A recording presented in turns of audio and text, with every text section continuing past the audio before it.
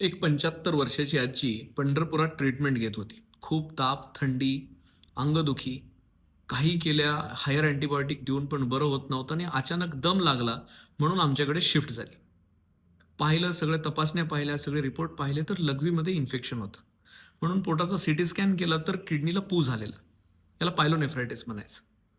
मग इमिजिएटली अशा केसेसमध्ये आपण किडनीमध्ये जाऊन तो पू काढण्यासाठी डिजेस्टेंटिंग नावाचा एक प्रकार असतो, तो केला गेला.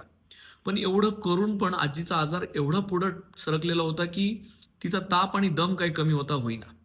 किडनीचं फंक्शन डिटोरिएट व्हायला लागलं.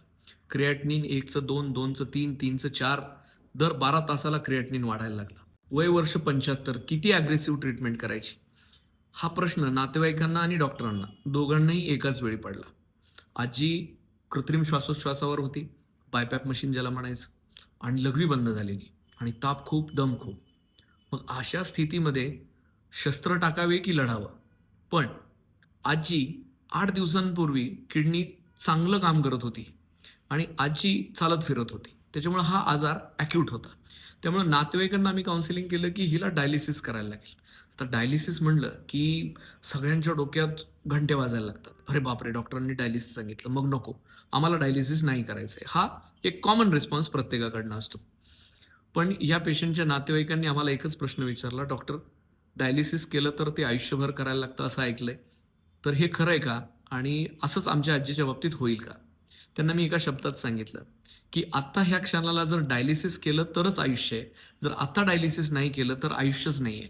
मग आयुष्यभर डायलिसिसचा प्रश्नच येत नाही. आपण डायलिसिस करून बघू, ज्या अर्थी हे अॅक्यूट रिनल फेल्युअर आहे. म्हणजे काही कारणास्तव म्हणजे आत्ता झालेलं इन्फेक्शन, पू ह्या कारणाने ती किडनी बंद पडली. म्हणजे ही तात्पुरती बंद पडली आहे. कदाचित 2 डायलिसिस, 3 डायलिसिस नंतर ती बरी पण होईल आणि डायलिसिस बंद होईल किंवा 10% लोकांमध्ये त्या किडनीचं डॅमेज इतकं जास्त असतं, की over the period of time आपल्याला त्याच्या बाबतीत निर्णय घ्यायला लागतो, की ह्या पेशंटला डायलिसिस लागणार आहे की नाही. पण आत्ता ह्या आणीबाणीच्या स्थितीमध्ये जर डायलिसिसच केलं नाही, तर आपण आजीला वाचवू शकत नाही. आमच्यावर विश्वास ठेवून नातेवाईकांनी, "डॉक्टर तुम्ही जे कराल ते योग्य" म्हणून आम्हाला डायलिसिस करायची परवानगी दिली. 3 डायलिसिस लागोपाठ झाली.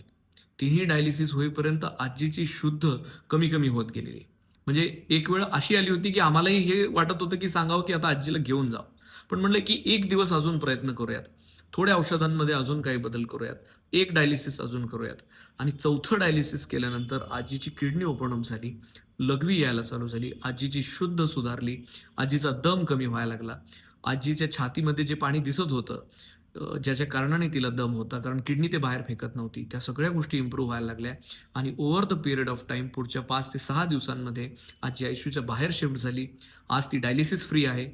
क्रिएटिनिन 1.2 आहे आणि मागचे 15 दिवस झालं तिला कुठलाही बाकीचा त्रास नाहीये. ती घरी आहे, निवांत आहे. म्हणजे जो आपल्या मनामध्ये एक प्रश्न असतो, की डायलिसिस नको. डायलिसिस म्हणजे आहे काय हो नेमकं? डायलिसिस म्हणजे जे काम किडनीनी करायला पाहिजे, ते ती करत नाहीये, म्हणून मशीनद्वारे एक शरीराला जिवंत ठेवण्यासाठी सपोर्ट घेणं. डायलिसिस कधी केलं जातं आणि डायलिसिस कोणाचं केलं जातं? कशासाठी केलं जातं आणि ते करण्याचे फायदे तोटे काय आहेत?